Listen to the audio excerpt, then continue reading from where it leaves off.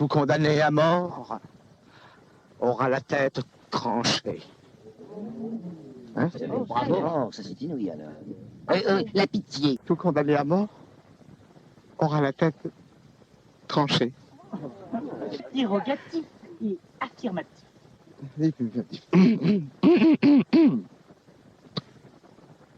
Tout condamné à mort aura la tête tranchée. Tout condamné à mort aura la tête tranchée. Ah, c'est vraiment pas... Pensif. Pensif. Tout condamné à mort tranché. Comique.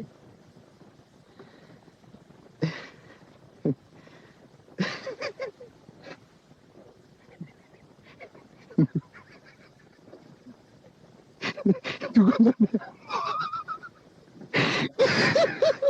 aura la tête tranchée.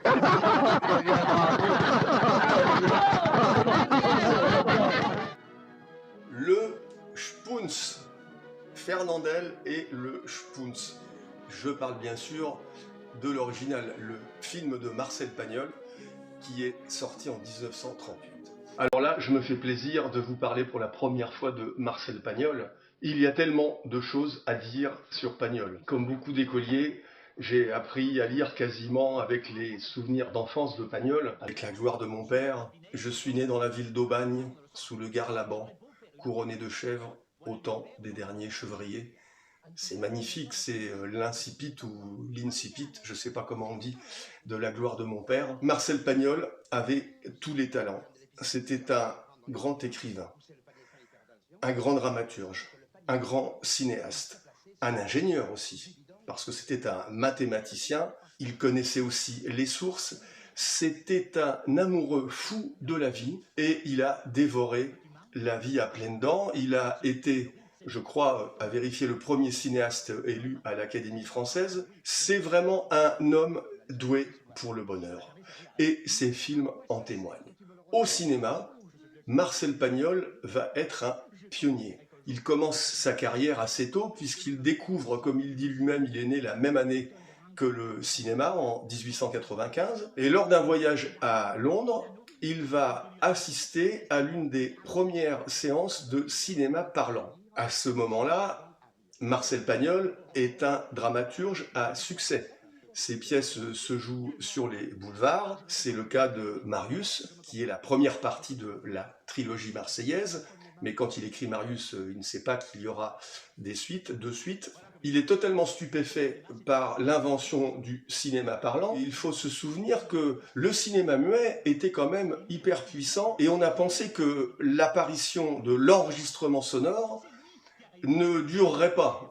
Tout comme d'ailleurs quand est apparu le cinéma tout court, c'était à l'origine un spectacle de fête foraine. On ne lui prédisait pas un très grand avenir. On a vu effectivement que le cinéma parlant a supplanté définitivement le film muet et a mis au rencard d'ailleurs de très grands acteurs qui n'ont pas franchi le mur du son, si on peut dire. Je vous disais que Marcel Pagnol était un pionnier. En 1931, Marius, sa pièce se joue sur les boulevards et rencontre un immense succès, et la Paramount lui achète les droits. Le film va se faire, mais ce n'est pas Pagnol qui va faire la mise en scène, c'est un autre cinéaste, Alexandre Corda, qui vient d'Hollywood, qui est d'origine hongroise, qui va faire le film. Il s'entendra d'ailleurs très bien avec Pagnol. Le film sort en 1931, c'est un des premiers grands succès du cinéma parlant français, et on demande à Pagnol d'écrire une suite.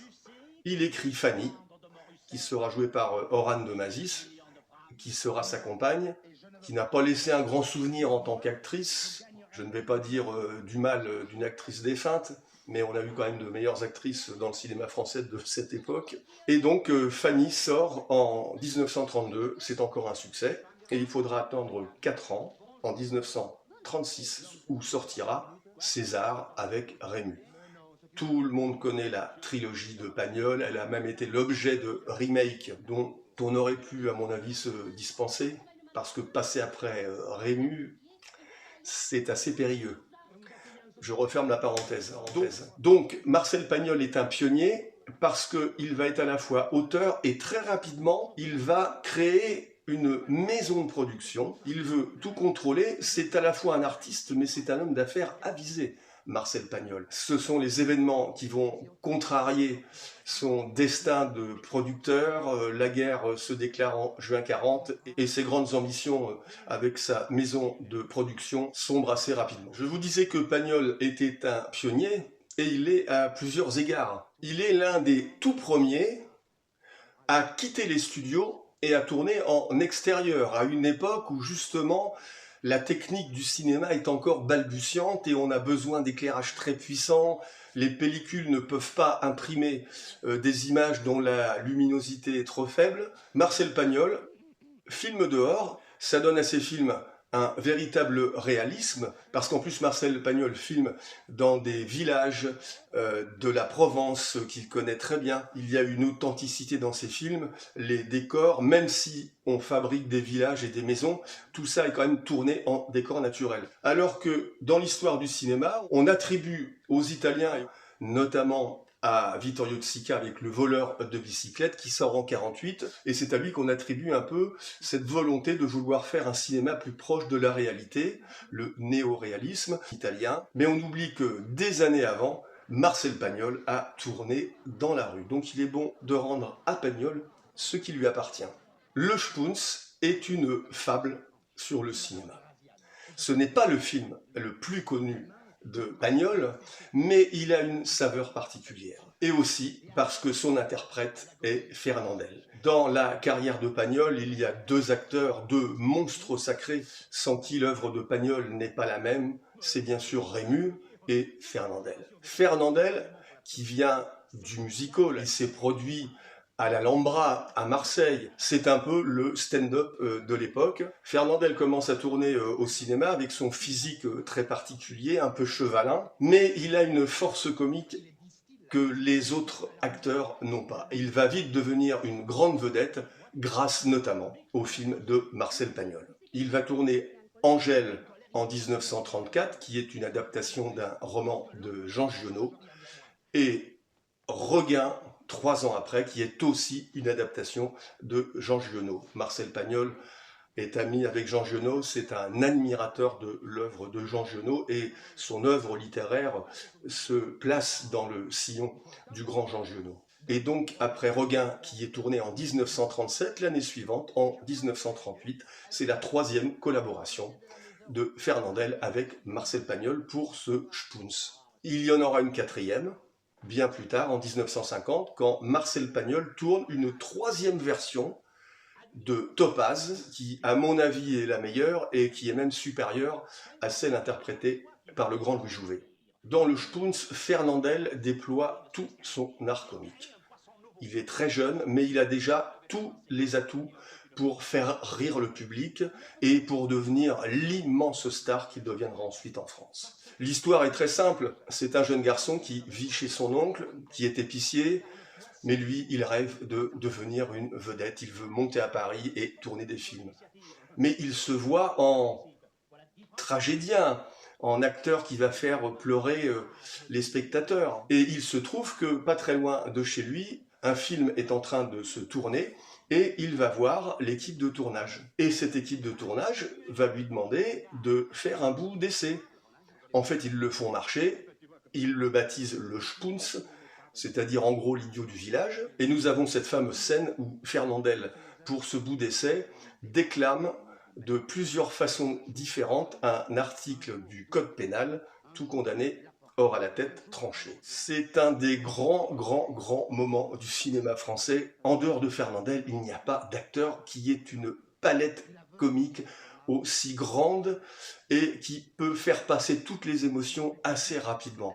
C'est vraiment un génie au niveau du jeu d'acteur. S'il a fait la carrière qu'il a fait, ce n'est pas par hasard. Il y a bien sûr dans le Spunz d'autres morceaux de bravoure, comme la scène d'ouverture avec les anchois des tropiques.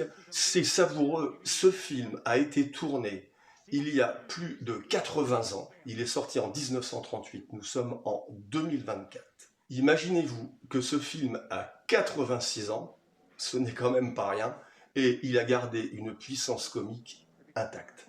Si jamais vous n'avez pas le moral, vous avez une journée de merde, pour dire les choses, je vous conseille de regarder le Spoons. C'est un remède contre la mélancolie. Voilà, je ne vais pas vous en dire plus, ni sur Pagnol, je ne vais pas faire ni le critique, ni l'historien du cinéma. Je veux juste vous donner l'envie de voir ce film, si vous ne l'avez pas vu, pour le grand Fernandel, le grand Pagnol, et tous les acteurs aussi qui sont autour de Fernandel, à commencer par l'extraordinaire Charpin, qu'on voit dans beaucoup de films de Pagnol, parce que Pagnol avait avec lui une véritable troupe de comédiens qui avaient l'accent marseillais.